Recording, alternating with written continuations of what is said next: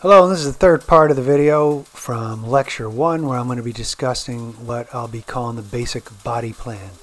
And I want to talk about how the body is organized in the broadest terms possible. So there's different ways that you can describe the human body plan, but this is just the way I think of it. And besides those big idea type of stuff, I'm also going to cover a few learning objectives about body cavities, serous cavities, and abdominopelvic regions. All right, so first thing to note is that we are bilaterally symmetrical creatures, which means we have a right and left side that are roughly mirror images, at least externally. And we have a head and trunk region called the axial region, and we have four limbs referred to as the appendicular regions. Within both these regions, the body is going to be subdivided into many subregions, which we're going to learn about in the lab portion. This is the most general level.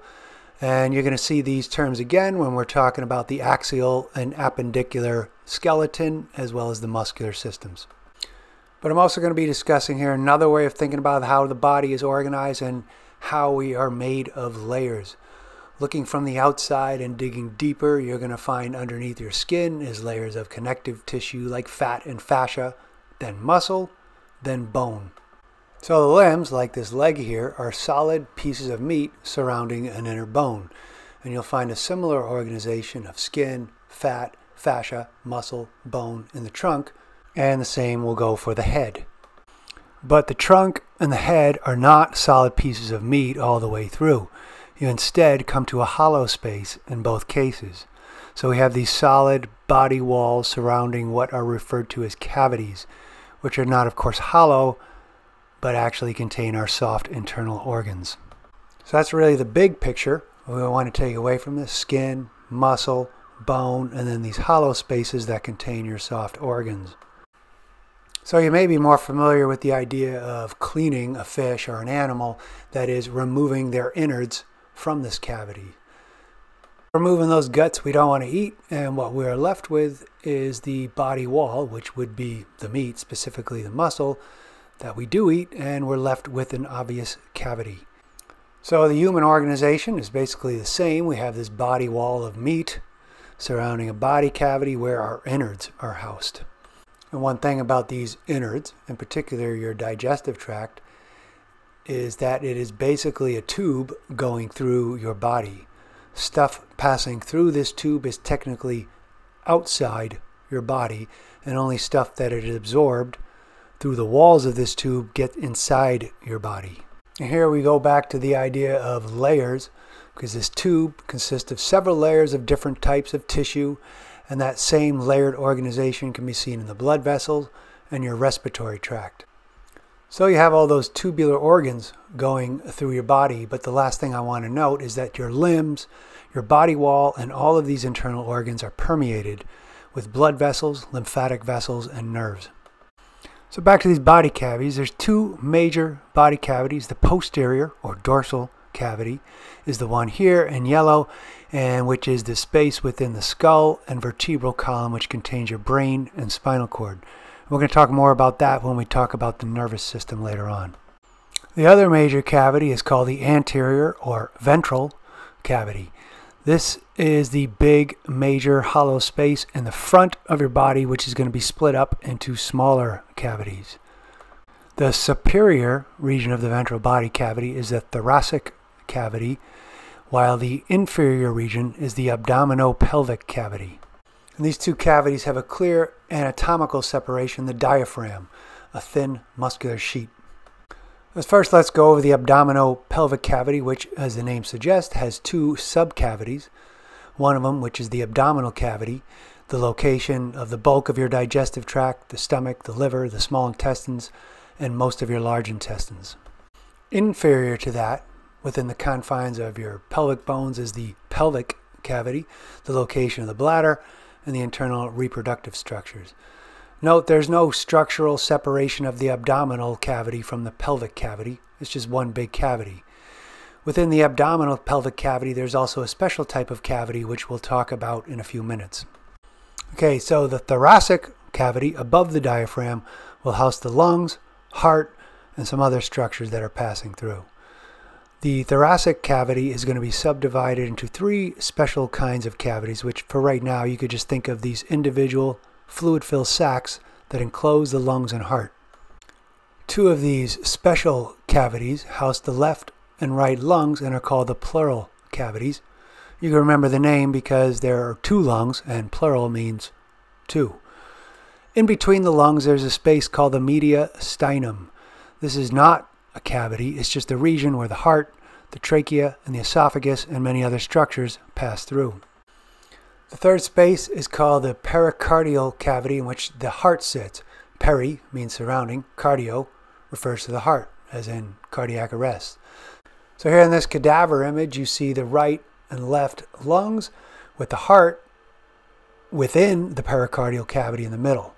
The outside of this pericardial cavity is formed by a layer called the parietal pericardium, more on that later, and here that pericardium is partially peeled back, and here is the heart isolated. See the heart sitting inside the cavity created by that pericardium. In a living body, that space that you see would be filled with fluid.